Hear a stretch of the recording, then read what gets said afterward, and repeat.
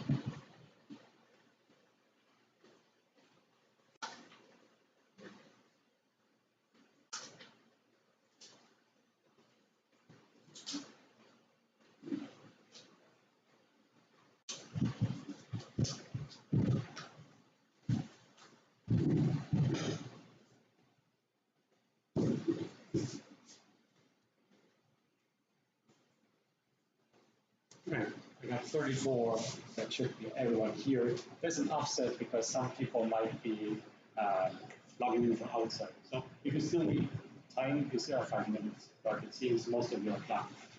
So I'll talk to the ones that have already finished the exam. If you still need 5 minutes, take it. First question, midterm. When is the midterm? Next Tuesday, right? What will be I got the question twice. What will be covered by the midterm? So I put an announcement, not an announcement. I updated the website of NCO Cool, the front page, to write down to give you a list, even though I went through the list 3 times, right? Everything that has been covered up till today, basically. That's chapters 1 to 10, 1 to 9, 11, and 13, I think. But again, it's written both on the homepage, in the first part of the syllabus, yes, or just from the observation. Everything up till today, okay? Other question, what are you allowed to bring? Calculator, pen. I prefer pen over pencil. I know like you're used to using pencil so that you can erase it, right? But it's hard. I have to store this stuff for 3 years or something, so don't trust pencils. Also, yes, so pen, calculator, and 1 cheat sheet. And all this, a cheat sheet meaning 1 A4 sheet that you can write down any equation that you need. And any kind of snack, emotional support animals, pillows, ornaments, anything that you want. I mean, for some reason, the undergraduate classes are much more professional than the graduate classes. I had people dressing up for Halloween in lecture of solid-state physics, you know, nothing related to Halloween. So it was, but that only happens for master's students. I'm not worried that you bring a pillow. Also, that only happens to master's students. So what we're going to do today is we're going to talk about things that conserve, right? We have found that energy is a very useful quantity for 2 reasons. One is it's a scalar quantity, meaning we don't have to worry about direction of energy. Also superimposes very easily, so we like energy. And that's one thing, it's easy to handle. The other thing is that it's conserved, right? We don't really have to keep track of what happens to energy all over, like all during our experiment. That's different from acceleration. If you wanted to measure the velocity and you're given the acceleration, you have to keep track of acceleration all the time. And that's how your cell phone knows where you are, or your Apple Watch knows how many steps you've walked, right? Because it keeps track of acceleration at all times, every millisecond. What we get from energy conservation is I don't care what happens to the system. I just care what energy I put in, and yes, I will look at a later time and see that all the energy still must be in there, but it might have been converted, right? And so we like that kind of simplification because it means we can look at energy and take it as a currency. But there is problems with that. One is, well, what if energy goes in them? Like, what if I apply energy to an object, and then I have to keep track of how does that object interact with the outside, right? Is energy being lost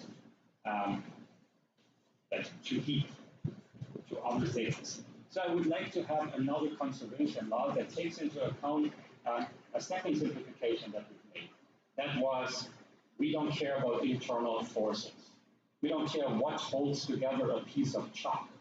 We just care that if I throw it, it will behave like a particle being accelerated, right? So we were distinguishing between internal and external forces.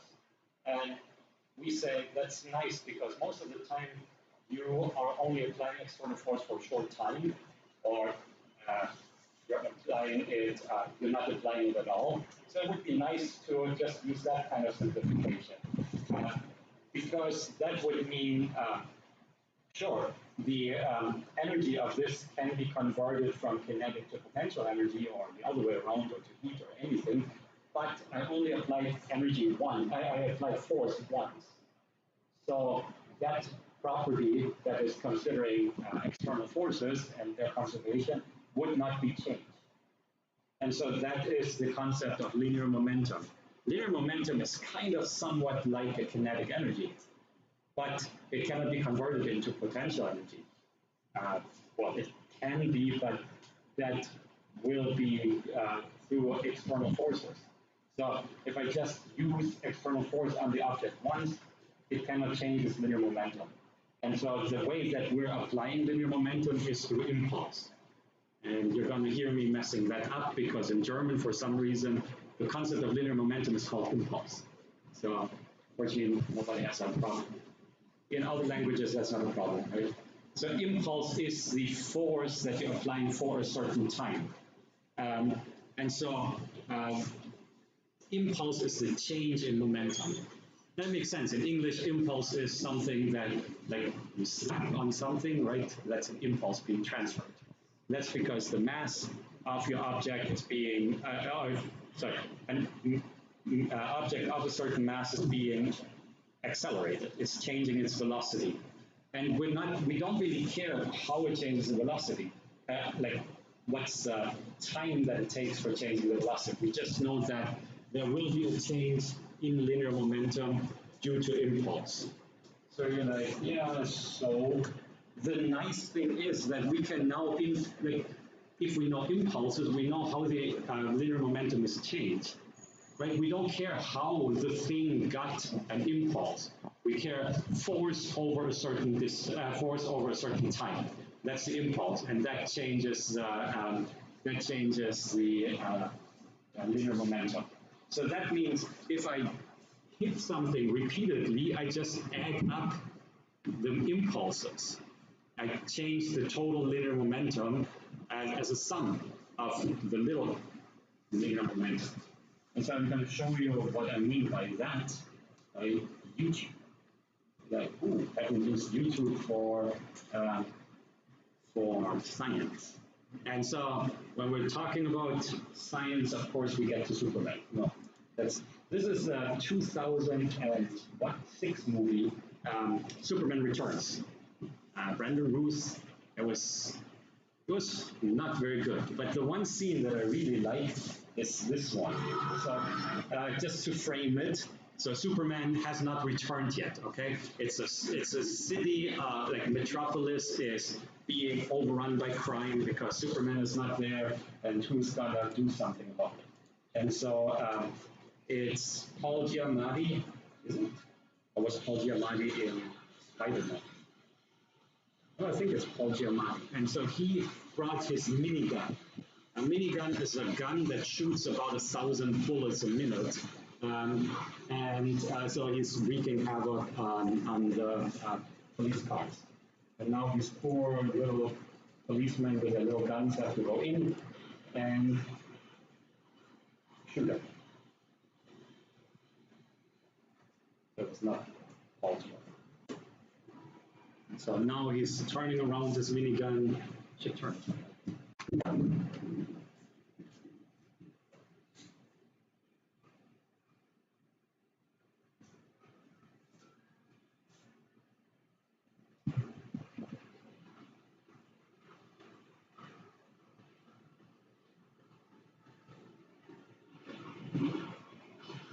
And Superman returns.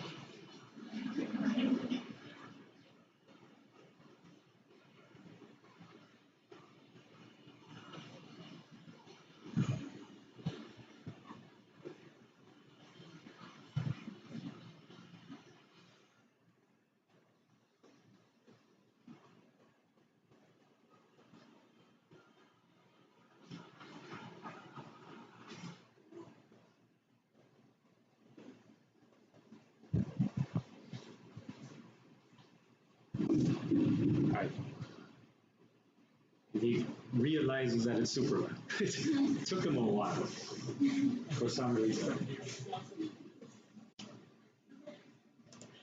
So the question is, and so you're like, why would Mario show that? This is literally a question from the book. So that was in this was like predicting basically. The book is made before. I'm not sure if they added that. And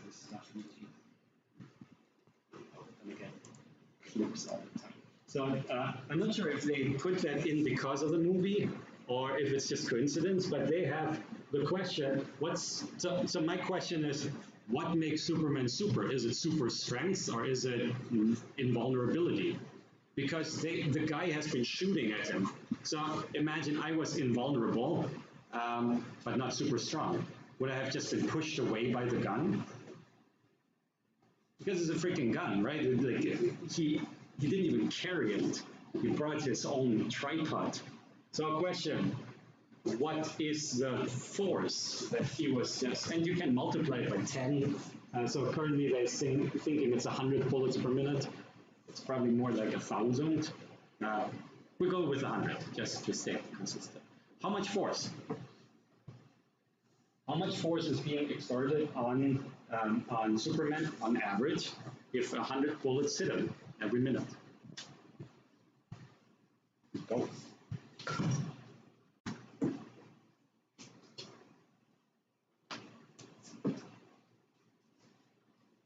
Find you another YouTube video from next. Oh, sorry. I write it down.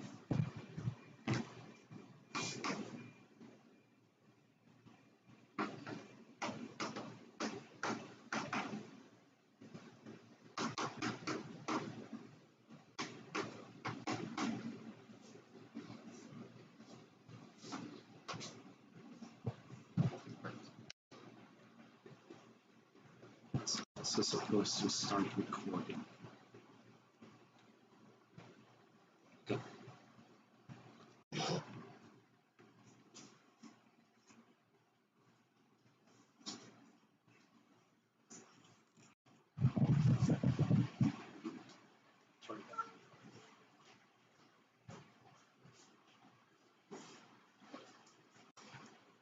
You remember how this works. You're supposed to talk to each other.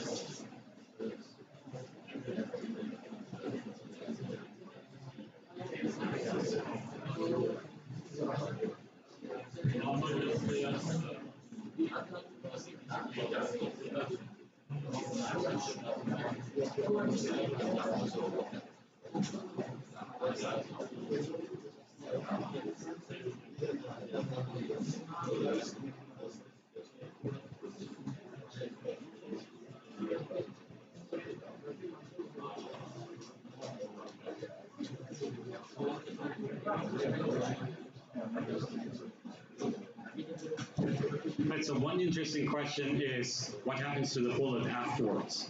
Because you saw two different things in the movie, right? When he shot with the minigun, the bullets were going everywhere, right? They were like shooting up the helicopter in the back. But then he took his gun, his little pistol, and he shot at him, and the bullet just stuffed in his freaking eye, right? Like that was scary. And fell down. What's the difference? Which one hurts more? You can say the one in the eye, sure, yes, but that's not physics, right? We're asking which one exerts more force. So, if the bullet, so I think the way to think about it is imagine that Superman were pushing on the bullet to make it go back, rather than the bullet pushing on Superman. So what would be easier? Superman stopping the bullet, so it just stops and falls down, or Superman pushing back the bullet to fly with equal and opposite direction, like equal and opposite speed, basically. Sorry, equal and opposite velocity, not speed. Because speed is a magnitude, right? Remember, it has no direction. So which one is harder? Pushing it back, right? And so here they're actually giving you the benefit of the doubt that they're doing the harder one. They're saying the bullet comes and goes back. So that means that if this one has a momentum, the momentum would be reversed, right? Because the velocity is reversed. Momentum is m times v. Or if you want mv in x direction. And so here now it's mv in minus x direction or minus v in I direction.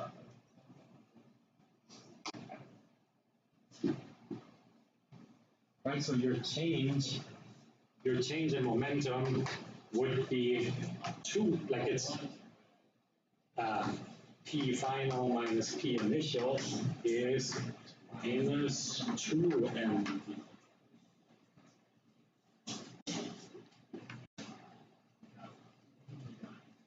In I direction.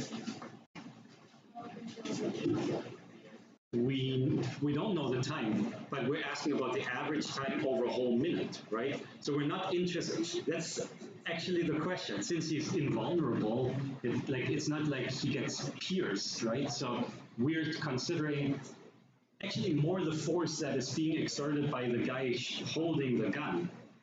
Because you're right, there is basically like 10 milliseconds where nothing happens, and then 1 millisecond where all the impulse is being transferred. But we're only asking about the average time, so you can't just consider that it takes a minute to get hit 100 times.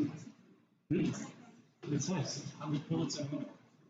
So if you want 1.6 bullets per second, yes. But that's really not true, right? Because a bullet is not something continuous. It's like, got a bullet, got hit. Probably takes a millisecond or something. So, but we're interested in the average velocity, average force.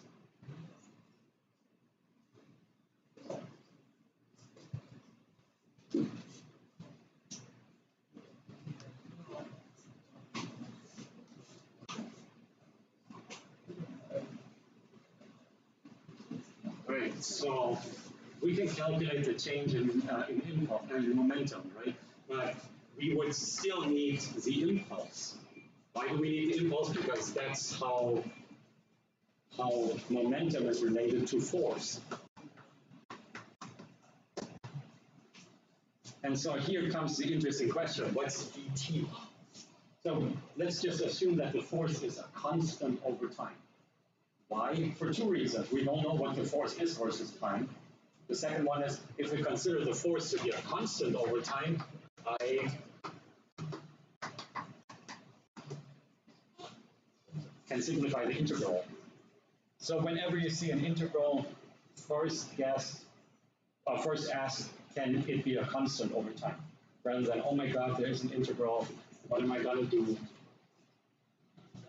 And so for if there was one bullet, we would get minus 2 mv to be F times T, or F is minus 2 mv over the time that it takes for one bullet. Or if you have n bullets, like 100, per minute times 2 mv. And so what's the force? Is it large? So the force is 5 Newton, right? 5 Newton. Is that a lot? Do you have a feeling for what 5 Newton is?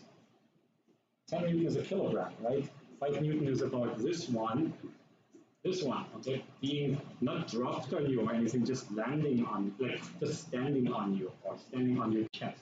So so Superman's power is actually that, well, two powers. One would be he would have to like dissipate the force really, really slowly, right?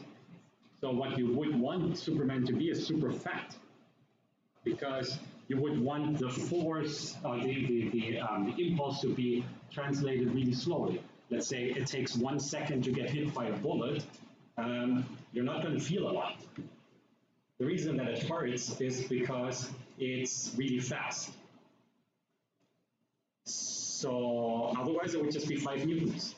So we're seeing that this is a simple way of calculating average forces without really knowing what's the maximum force that will be translated. Okay, so momentum. So why is that interesting? Because imagine you don't apply an external force. Then your momentum is going to be conserved. The only way to apply an external force is to, shoot something at it. We don't care what's happening inside Superman. He's probably angry, but we don't consider any kind of internal forces. We're just considering conservation of momentum. And so that's interesting for collisions, because imagine you take two objects and you say, well, all the forces that are being exerted are internal. The only external force was the one of me accelerating one car towards another. Right? That's much easier because I don't know what's the internal forces of a car. It's really complicated. You have structural reinforcement, you have different metal pieces. I have no idea how it will behave in a collision. But I know one thing, and that is center of mass just behaves like a particle. And so if I throw two things at each other, the center of mass will just be moving with the velocity that I imparted on it. So if I take two objects and I throw them together with the same speed, like I put the same force on both sides, then it will not move. Sorry, it will not move. The center of mass will not move, right? And so we have two different kinds of collisions. And they are related to what kind of conservation can we apply. So one is inelastic collision. Inelastic collision means that the kinetic energy afterwards is zero. Or, yes, like the energy is being transferred. So the objects stick together, they are moving now with a common velocity. What's that common velocity? Center of mass, right? That's cannot be anything else. If everything is stuck together, it must be the center of mass velocity. So we find that the kinetic energy is being dissipated until it reaches center of mass velocity. Inelastic. Elastic, they're just bouncing off each other. The kinetic energy is being conserved. So one is no kinetic energy, or sorry, kinetic energy not being conserved, and the other one is kinetic energy totally being conserved. And so why is that important? Because then we can just go for completely inelastic. We know what's the velocity, center of mass velocity. We know what's the mass, just the total mass. And so in the simplest case, we would have only one object smacking onto another object, and now both of them are going with the new velocity. Well, the new velocity is the center of mass velocity. We know it from the previous one. We know that if one is moving, this is the center of mass. If the other one was static, that is the center of mass. The new center of mass cannot be different from those, right? So before this had all the center of mass velocity, now both of them are moving at the center of mass velocity, or at half. This one had a velocity of 0. So that was, so basically what you're putting in is what you're getting out. The impulse, the momentum that you're producing, that you're exerting on it, will then be divided by the two masses. And so that's why it's inelastic, and for totally elastic one, we cannot say that they're now moving with the center of mass velocity, both stuck together. Instead, we have to incur both conservation of momentum and conservation of kinetic energy, right? Elastic means kinetic energy is being conserved. And so it's not as nice as before. Before we were saying, well, the two velocities were just the same. They were stuck together. Now we're like, we don't know what's the final velocity of one and the final velocity of two, but we know that both linear momentum and kinetic energy have to be retained. And so that means we have two equations for two unknowns. That should be possible, just that the math is annoying. And given our time, I skipped the math. Instead, I will give you a hand-waving argument, and that is symmetry. So we're saying we have two objects and they're flying together with the initial velocity. So object 1 has an initial velocity of v1 initial, object 2 has a velocity of v2 initial. You see that the final velocity kind of sort of looks like the difference in momentum and the total mass. Kind of looks like what we just saw for inelastic collisions. So that one, it's a minus and a plus. You see, the same shape comes up over here. It's just that here, the initial mass, V1 mass 1, V2 mass 2. Right? So symmetry tells you that those two kind of are supposed to be the same. And then the second term is kind of just, so imagine your initial velocity was 0. Then this one is just kind of like an inelastic one. And you're getting an additional term that has the same denominator. But here now, instead of having one minus the other, you kind of have equal steel balls with equal weight. And so you're removing one and you're knocking it onto the other, and it's stopping dead in its track. All the weight, all the velocity of the initial one is now being transferred to the second object. So these are the two kind of extreme cases. If your velocity is if your mass is exactly the same, all your linear momentum is being transferred to the other one. So if everybody drives SUVs, then you're back to square one, which is why don't you not be a bad driver, or I don't know, or something. So collisions. So we're going to try that. So we see that there's there's two balls and they're smacking together, and one of the spheres remains at rest. And so what is the speed of what is the mass of the other sphere? A. I'm interested in asking for A. It's a little more complicated than what I just said, because I said, well, if one of them was just at 0 velocity and the other one same weight, would just smack into it, then this one was at rest. So the mass would just be the same. But here now they're flying together like that, and we want one of them to fly away, the other one to stay static. While you're doing that, I'll show you Newton's pendulum.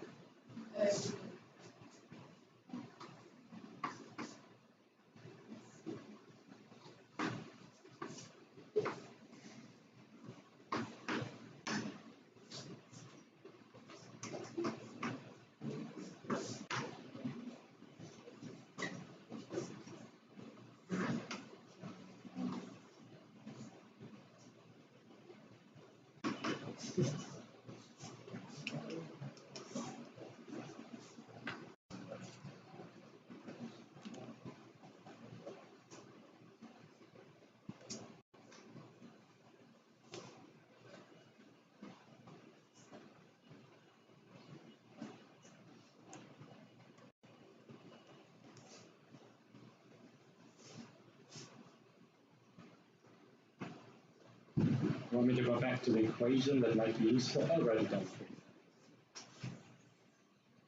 I'm still ready.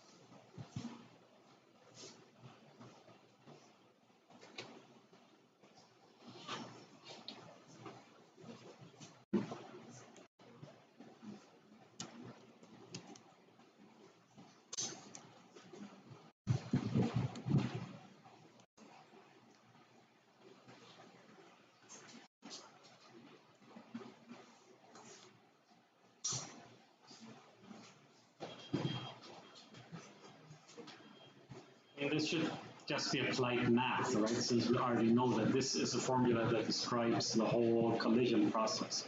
So all that we're interested in is now that one of the objects is at zero velocity after, like, so either which one you like, V2 final or V1 final is zero. And let's just go with the first one. 0 equals, and now what? M1 minus M2 times V1 plus 2M1 times V1 times minus M1. And I'm gonna just skip all the M1s in the cover, I put it. Why can I skip them? Because I multiply it to be 0. And so what I'm left with is M1 minus M2 is 2M1 equals 0. So I guess M1 equals 3 M2.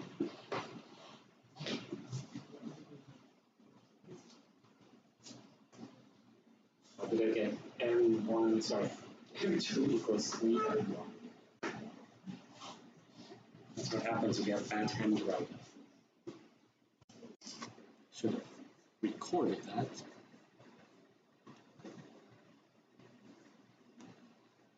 So we get M2 equals 3 M1, and we know M1 is 300 grams. So we get, we get M2 equals 300 grams, because we say that one of the balls is 300 grams, and the other one is, oh no, that one is at 0. So 300 grams equals 3 M1, so M1 is 100 grams. So, all right, so we applied the formula. So what have we done up till now? We have said we don't care about internal forces, right? Our system is complicated. We're just going to divide it into a center of mass and particles, right? We don't care why they collide or how they collide. We just say collision doesn't bother me as long as it's either completely inelastic or completely elastic. I can describe those two cases. Yes, but what is elastic? Like, is there, like, there seems to be like a, how to say, like a not either way. Like, inelastic means some energy is transferred. What, how much? Why? And so that brings us to looking into materials, right, which we haven't done at all up till now. Up till now, we've said material is rigid, or material is made out of gas, if you want. Like, you can just smack it together and they will not stick together. Either they will stick together infinitely well, or they will not stick together at all. So that's like diamond and hydrogen gas, not hydrogen, helium gas. So that's clearly not the physical world that we're living in. So we have to talk a little bit about elasticity. Elasticity is the ability of a material to respond to a force by moving, by deforming, right? So rubber deforms if you squeeze it. And so we will do that as we have done it before. We will simplify it to a linear case, right? That's what we've done with springs. We've said, oh yeah, you just stretch the spring, it gets harder and harder and harder. Yeah, but at some point the spring should snap, right? And we're like, oh, don't worry about that. We said friction is just a constant, like just has a constant friction coefficient. Yeah, but if you go fast enough, should it break the set, like break your like you rub it fast enough, should it just shear off? So these things we kind of explain, or we're going to explain it now. And so the good news is that just like spring forces, we are simply going to assume proportionality between assume a proportionality between force and displacement. You remember force and displacement were related by Hooke's law.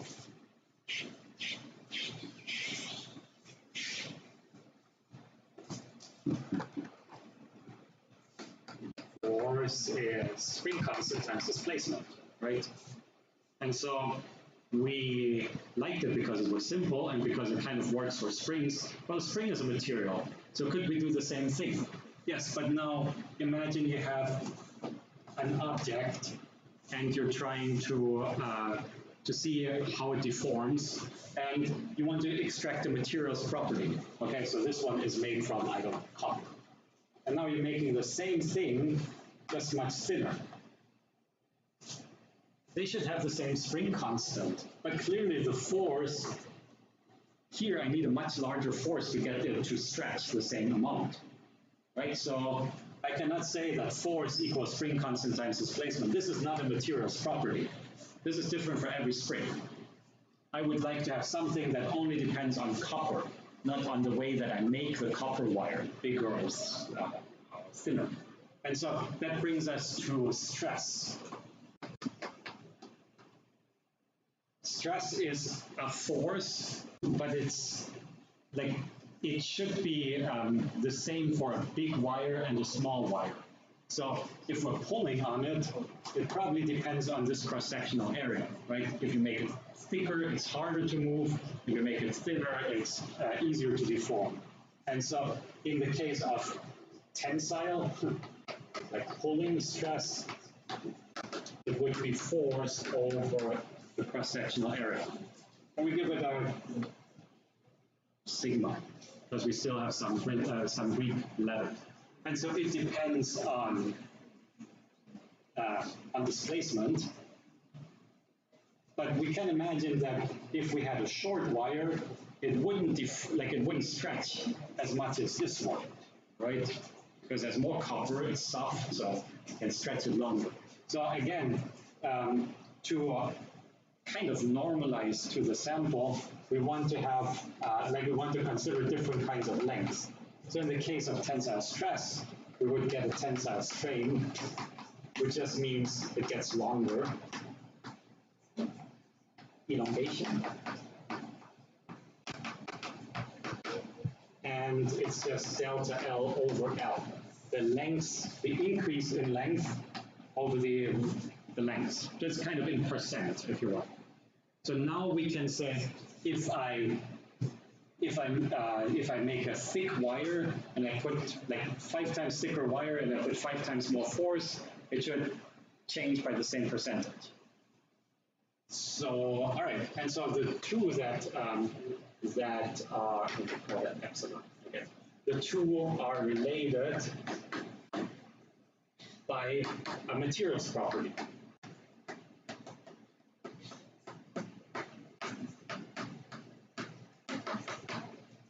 And so what we're seeing, so what we're expecting is if this one was a constant, if your materials property, the modulus, was a constant, then it should just give you a line, right? More stress gives you more strain. And I cannot tell you why they have stress-strain diagrams rather than strain-stress. I would imagine that you're putting more and more force and it gets longer and longer. But the way that material scientists are measuring it is they're dialing in, I want to make it 5 millimeters longer, how much force does it need? So from experiments, I guess, like they make it longer, how much force do you need? Like how much force is required for that? But even if you inverted it, you still have a line, right? So that makes sense. The materials property is a constant. But that only works up till a certain point.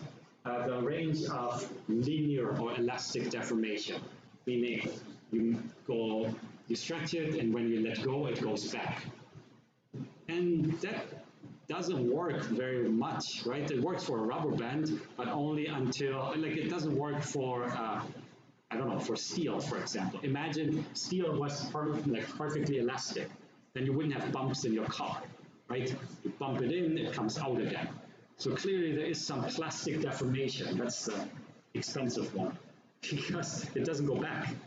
And so that happens so here the materials property is not a constant anymore.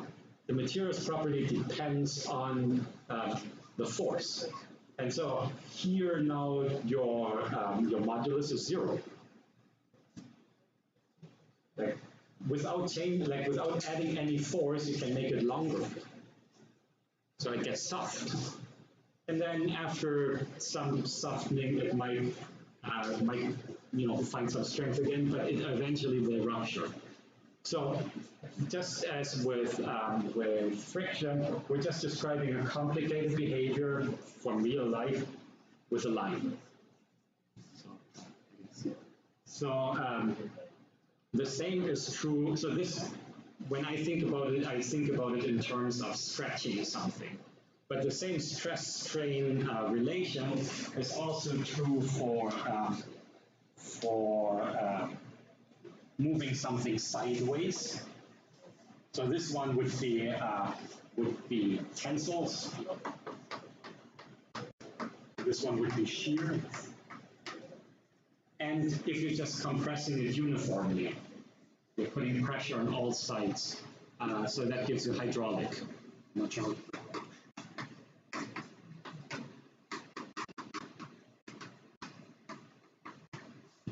And so all of them are depending on the strain. So here you make it longer, here you make it, here you make it longer, here you make it slide up sideways. So this is kind of the bending or the forcing, like the deformation that you're applying sideways. And here is the decrease in volume. How much smaller does it get? But all of them have the same modulus and force. Force on acting on the cross section, force acting on the cross section, force acting on all the areas, right? Force over area gives you pressure.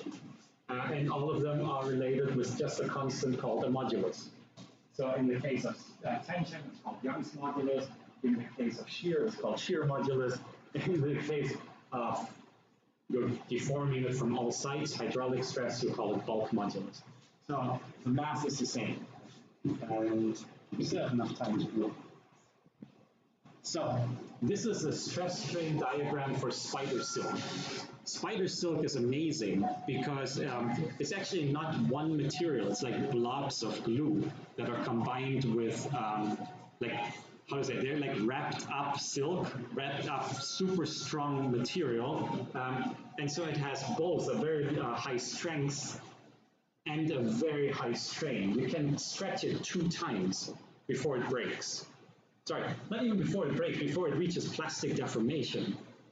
You know how much you can stress steel? About 1%, 0.01 something. If you look into glass, 0.1%. So spider silk is amazing. So the question here is, what happens if you have a bumble? So, you have 2 animals flying into a spider web, and the question is, will the fruit flies stay or break the spider web, and will the bumblebee stay or break the spider web? Right? Oh, we still have to finish gravity today. Oh, and I wanted to show you. I'll show it now.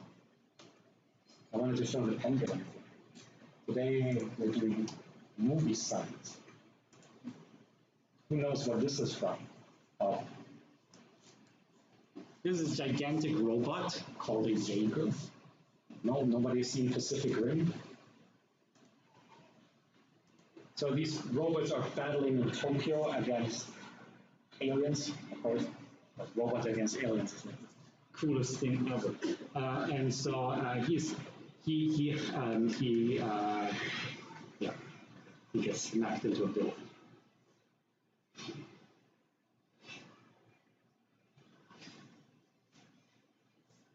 What does that have to do with the pendulum? There's the pendulum. So you see that the velocity, so that was the weirdest thing in the whole movie, right? Like, it just knocks it out. But at the same time, we saw that the velocity of one is completely transition. You don't care. You want to see the burning alien. But the point is, the velocity of one was completely transferred to the other one. Same mass.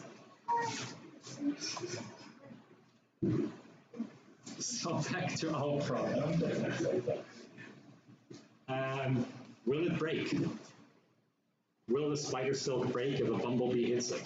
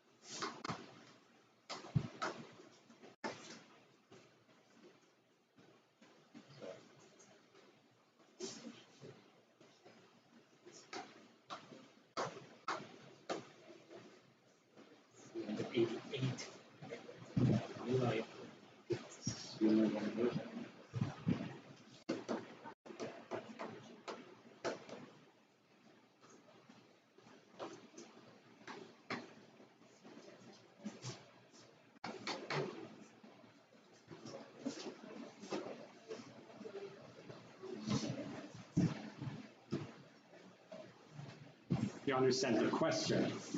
This is the kinetic energy of a bumblebee. This is the kinetic energy of a bumblebee. And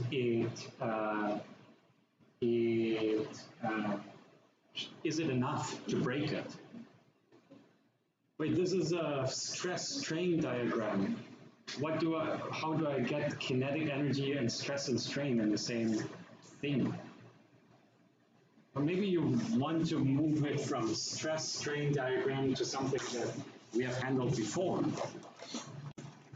What have we handled before? A force distance diagram. Why do we like force distance diagram? Because force distance is work is somehow related to the difference in kinetic energy. Does that help? I mean, there's force in here, there's distance in here, so not sure.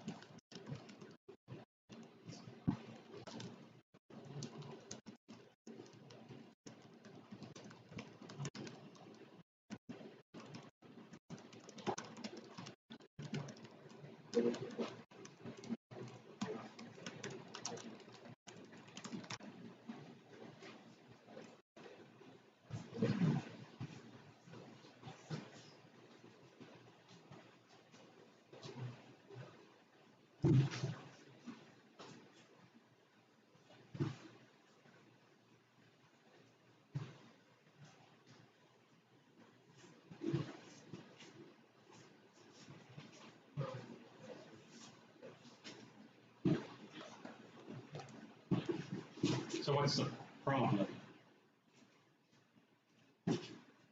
Or maybe there's no problem, I haven't checked. So will it break or will it have to to start the recording again. So will it break? Will it break? Will the bumblebee be snared? That's the word, I think. Caught by a string.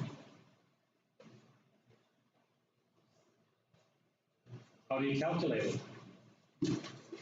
Well, you remember that if we don't like integrals, so we cannot consider that the force is a constant, right? The force is definitely not a constant. As we stretch it more and more, it gets harder and harder. So it's kind of like our spring, right? We calculated the potential energy stored in the spring.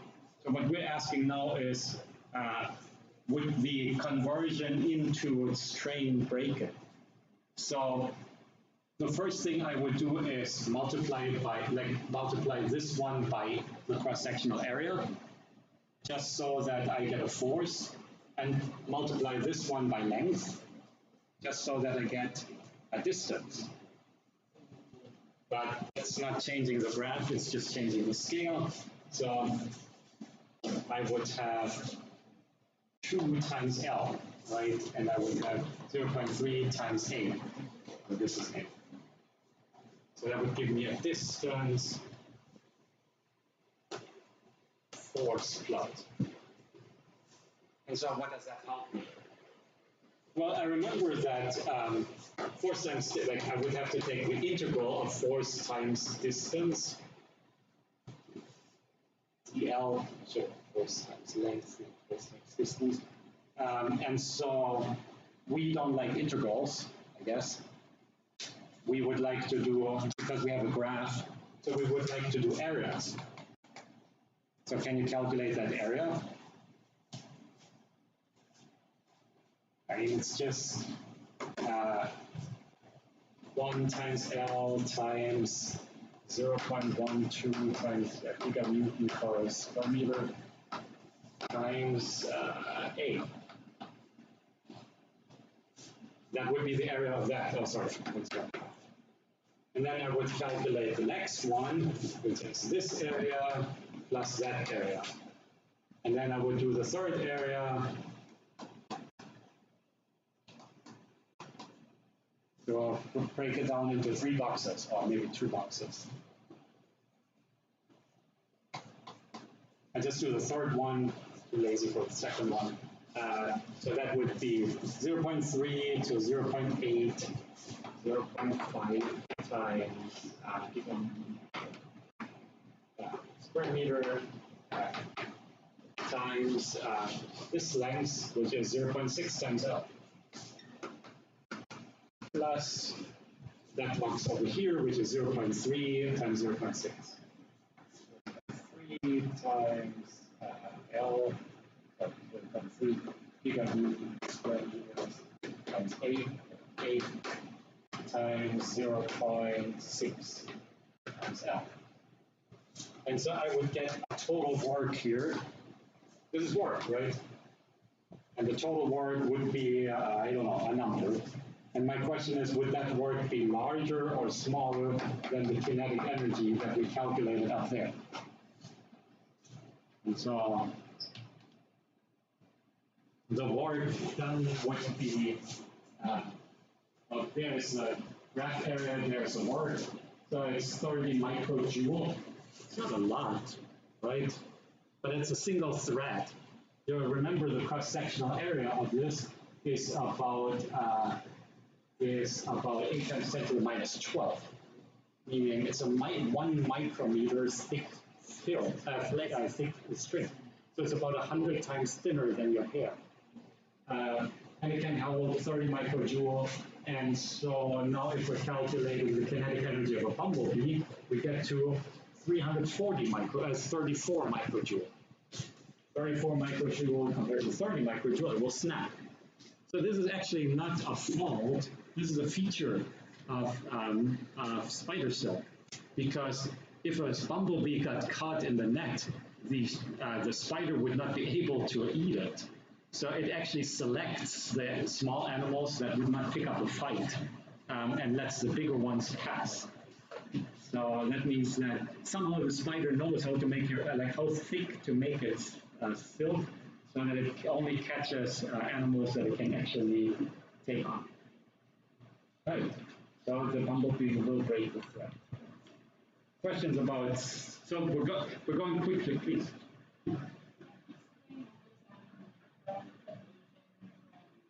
Yes. Yes. So you see, this is a stress graph. This is tensile stress, right?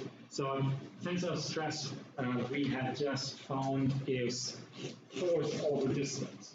Sorry, force over cross-sectional area. Right? So I can simply multiply by area. We know the area of the filament to get force back. And on the other side, we have elongation, the difference, like displacement, basically, over length. So this is normally put in percent.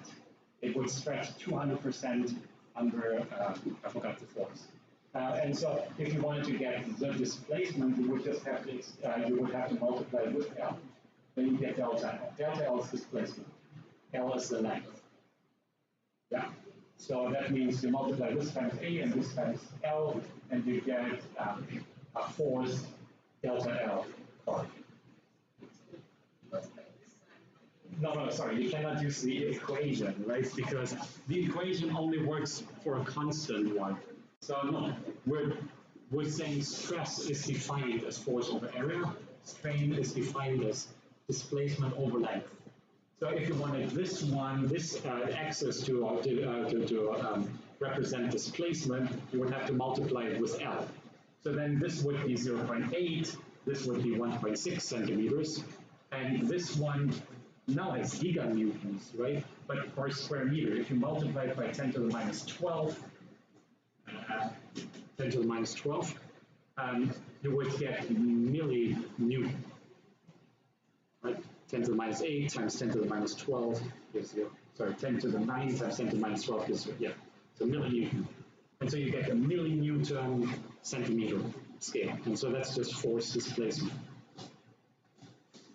All right, so elasticity, and we're going to wrap up the last part, which is gravity. So we introduced a new force, and that was gravitational force. How is it different from m times g?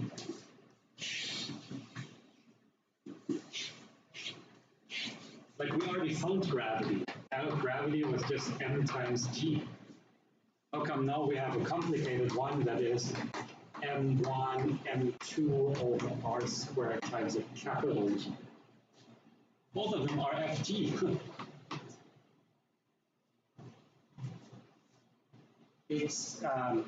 It's not the same. One is a simplified version, and one is the universal version.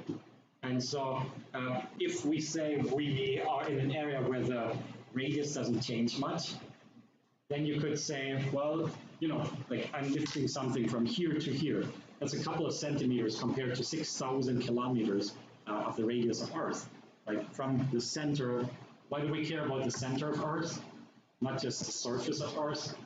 First, shell theorem. The shell theorem is stating that you can just convert this whole Earth as a shell into one particle at its center. And it like considering that it has the same mass, kind of center of mass. So that means we're lifting something from the Earth's surface to a little bit higher. Doesn't matter, right? So that means that we can put all these ones together, and we're getting a constant times m2. So that looks kind of like that. So that means we can calculate T. Depends on radius, depends on the mass of Earth and gravitation. Okay, and so then what we did is we took the force and we made it into potential energy or work necessary to overcome force. How do you do that? FDR. Integrate that one time, and you get the M1, M2, R.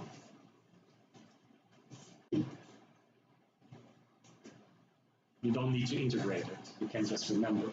That's minus 3. So we find the potential energy. This is this third potential energy that we found. We found spring constant goes like r squared.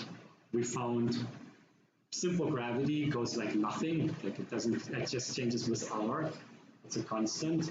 And now we find one that is 1 over r. So this is interesting because that means that the potential energy would go down and reach infinity at r equals 0. This is r, this is u. We haven't seen that. What we've seen before was like one going up. But now we're seeing one that is going down. So what is that? So this is called the gravitational well. A gravitational well means that we are living somewhere here. We're not living at zero mass. Sorry, zero radius, where all the mass of Earth would be accumulated. We're living somewhere here. But if we wanted to get out of the gravitational well, we would have to move all the way to infinity. Why infinity? Because minus u from here to there has to be overcome. To reach, this is 0, right? To reach 0, you have to go r equals infinity. Why would we worry about that? Because, like, why don't we care about any other point on the curve? Well, we can. It's not making it easier. This is considering getting out of the quantum well is actually the easiest, because then I only have to calculate minus u. If I wanted to get anywhere else in the gravitational well, I would have to consider that there's still a little bit of potential energy left. So I would have to do the calculation twice. So actually, escape is a simpler mathematical problem, even though it involves an infinity. Why? Because if I put infinite in here, u is 0, right?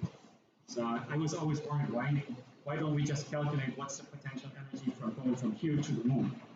Why do I care about going out of the solar system, or out of the universe? Why do I care about r equals infinity? The reason is that even at the moon, there is still some potential energy being exerted from Earth. So I have to calculate the potential energy being exerted here, and then the one being exerted on the moon. The difference is the work that I would have to do to travel to the moon, right? So more realistic, harder math. If I just wanted to calculate how much energy does it take for me to leave the universe, I just have to calculate my own potential energy inside the gravitational well. Once I know that, I can just calculate, like I just have to provide that kind of energy to get out of the universe. Actually, the first man-made object that might have escaped the solar system was a manhole. You know what a manhole is? A manhole is a lid on a hole, like a metal, like a metal lid for that like over drains. And it got accelerated by a nuclear explosion. And so after the 50s, nuclear explosions had to be underground, and so they produced such a big explosion that one of the covers just flew out. And they had a high-speed camera, and they calculated that it was reaching about 318 kilometers per second, because they could see it on one frame and it was gone on the next frame. So that 318 kilometers per second. So my question, so this is the fastest man-made object, 318 kilometers per second. Would that be enough to leave the solar system? You understand the question? So you understand the story. They literally clogged a manhole at 318 kilometers per second. We know that's the fastest that anything has ever gone. The second fastest thing that we have accelerated, well, with a person on top, was actually the lunar lander coming back. It was going like measly 22 kilometers per second. So this one was going almost 10 times as fast. Was going more than 10 times as fast. Fastest man-made object. Would it be enough to get out of the universe, given that it doesn't hit anything on its way out? You understand the question? How much kinetic energy do you need to leave Earth's gravitational well?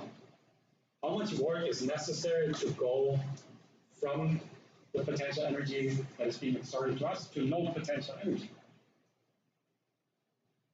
And so the answer is escape velocity. We can calculate it. 1/2 mv squared has to be the potential energy of us. Why not the potential energy at the end? Well, because the potential energy at the end is 0. So we know that minus T m1, m2 over r. R, which R? R of Earth, right? R of the surface. Meaning, if you were going higher, if you, for example, lifted a rocket onto an airplane and go 10 kilometers higher, that R would be smaller, and you would have to pay less penalty, right? You would be farther outside of the gravitational well. But back to this, we can calculate that. Look, one interesting feature is the escape velocity does not depend on the mass of the object that you're trying to escape, that you're trying to accelerate.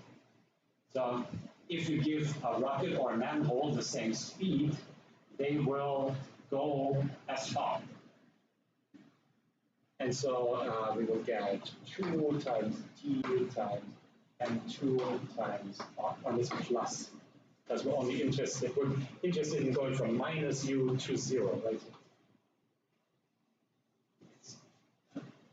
0 minus T, 2 times T M2 R, and we get a square root of it. That's my escape velocity. So if you put in the mass of Earth, gravitational constant, and R of the surface, you get to about 11.2 kilometers per second. You would have to provide an object with 11 kilometers per second of initial velocity for it to fly out of the atmosphere, out of Earth's reach, out of the reach, like, you know, doesn't come back anymore. You shoot it, it will never come back to Earth. So, so that manhole definitely cleared Earth's orbit. So the other question, so we have now calculated how much energy it takes to get out of Earth's gravitational pull. We could also calculate how much energy would be needed to move a satellite.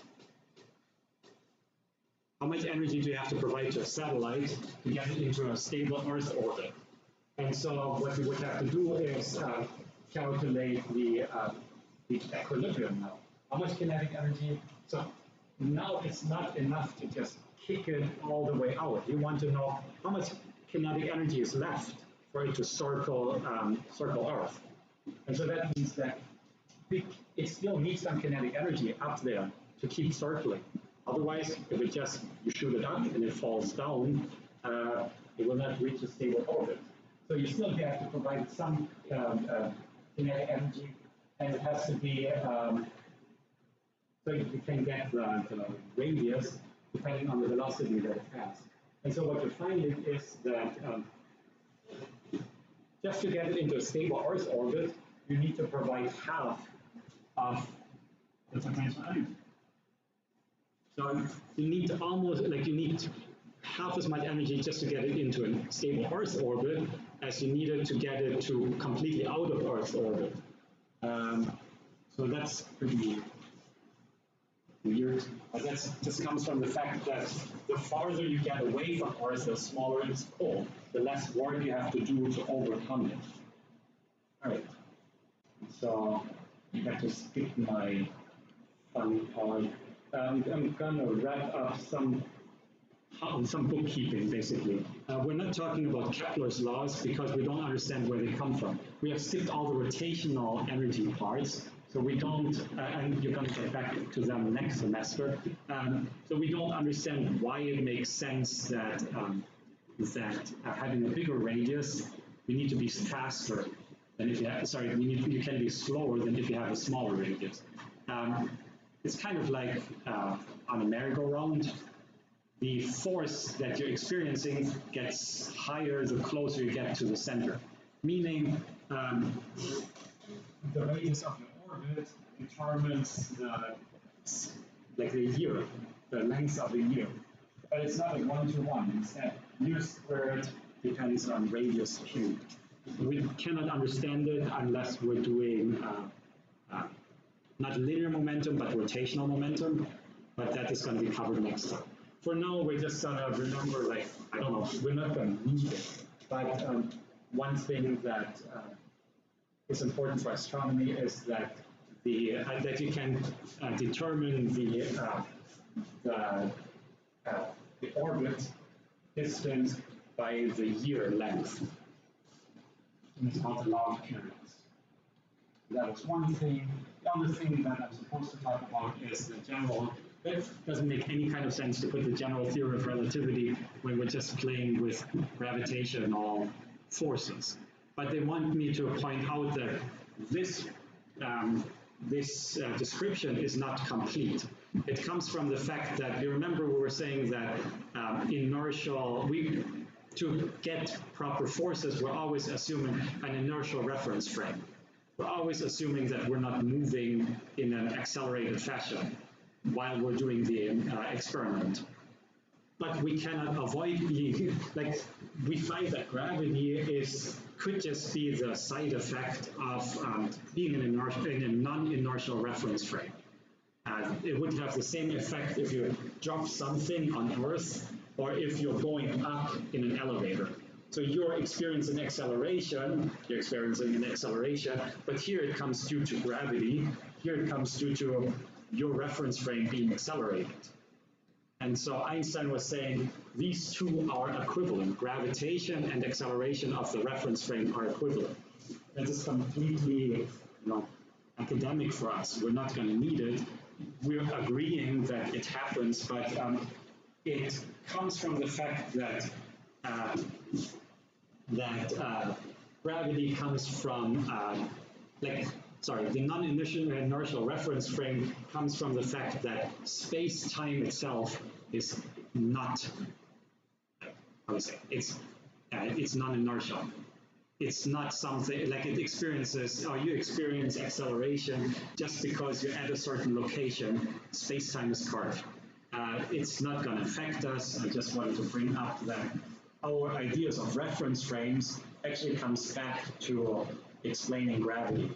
And it is important because we now know that this curved space-time really exists because we're seeing gravitational lensing. Gravitational lensing means that light will get curved.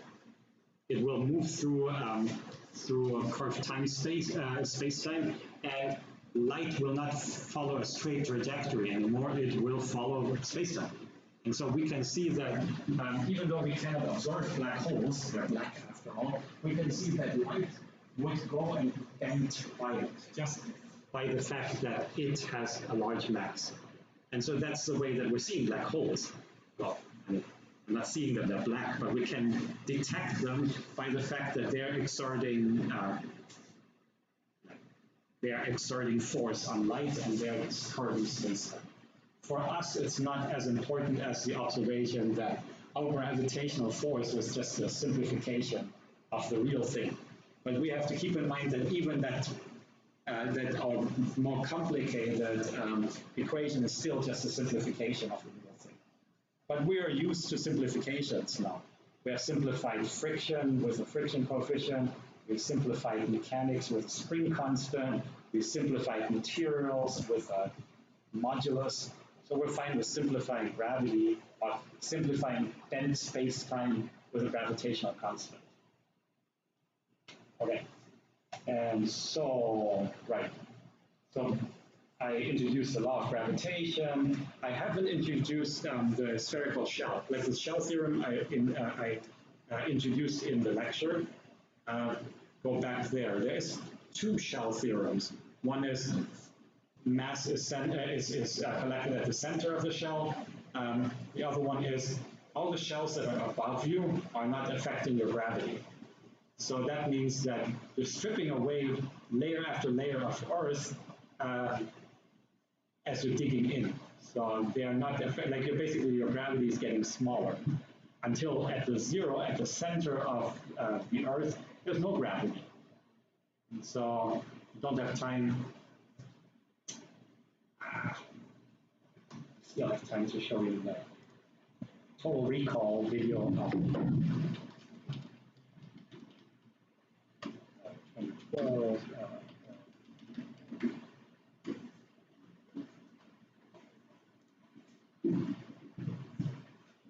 So I was describing that this one is, it's a weird movie. People can only live in England and Australia. And so they're commuting from Australia to England because the poor people live in Australia, the rich people live in England, so you have to commute, and they're commuting through the center of the earth. Because I don't think that's how geography works, but the point is that now they have a subway basically that goes all the way through the center of the earth, and so at some point, the closer you get to the center of the earth, the less gravity you're experiencing until the the shells are equal and oppositely attracting you. It's not that you're not experiencing gravity, it's just that gravity, the net force, cancels out. And so also, once they are at the center of the earth, they're turning the camera upside down because now you're kind of, going up again. So I thought that was pretty neat. And so that aspect of this horrible, horrible movie is actually correct. Colin Farrell kicking anyone's butt, I'm not really convinced by that. But that's unfortunately not my plot. With that, what we have done today is we have covered all of mechanics. I have wrapped up linear momentum, materials, elasticity, and gravity. Yes, so that means that everything up till now will be what's covered in the midterm.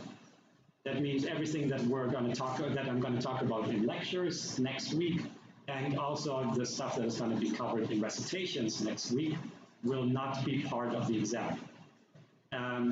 Also, as a special service, I made an announcement that I will have office hours next Tuesday, at the same time that we would normally have class. Right, that we normally don't have class. So from 10 to 12. And since I would like to have it in my office, I divided it into 15-minute slots with 4 students at the max, because I don't have more chairs, okay? The other thing is, I'm not sure that you need office hours, okay? So I have enough slots for everyone, but I'm hoping that you're just gonna be like, yeah, mechanics. So it's not, it's not mandatory to attend office hours. This is only for the few people that have not understood something. Okay, so please don't overrun my office. Please don't camp in front of my office door. Just if you have a question that you want to discuss face to face, you can do that in next Tuesday's office hours. I put a sign-up sheet in the announcement. It's just a Google sheet. All right. Other questions? Right, if there are no questions, thank you for coming. See you next Thursday, maybe next week, hopefully not next Tuesday.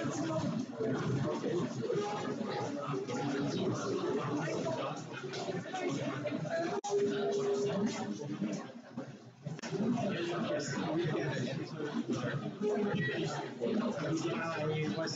think like somebody asked that before, and I'm not sure because I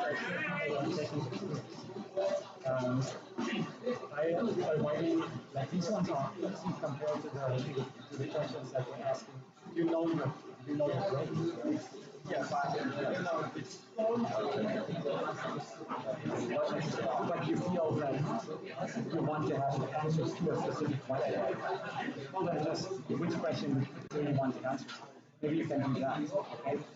You can send me an email and be like, I don't know if I did this one right, or I would like to have an explanation as to why.